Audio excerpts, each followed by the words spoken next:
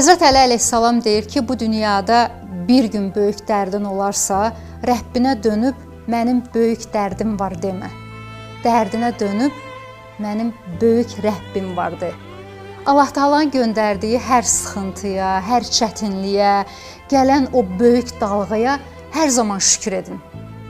İnanın ki, o şükür edəndə Allah Taala özü asanlaşdırıb yol açır.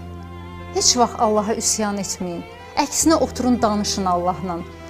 Allaha möhtaclığınızı, acizliyinizi, sən ol deyərsənsə olur. O dua zamanı sənin dilindən o söz fəryadla çıxır, göyə çəkilir. İnanın ki, Allah Taala elə tez eşidir sənin səsini.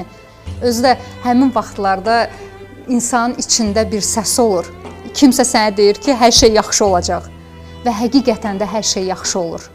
Ona görə də Allahın özü göndərdiyi o çətinliyi, sıxıntını hər zaman şükürlə qəbul edin, razılaşın. Allah Taala istəməsə olmur. Allah Taala göndəribsə, demək ki, belə məsləhət bilib. Biz onu yaşamalıyıq. Ona görə də yalnız yaradan, yalnız təslimiyyət. Heç vaxt qopmayın.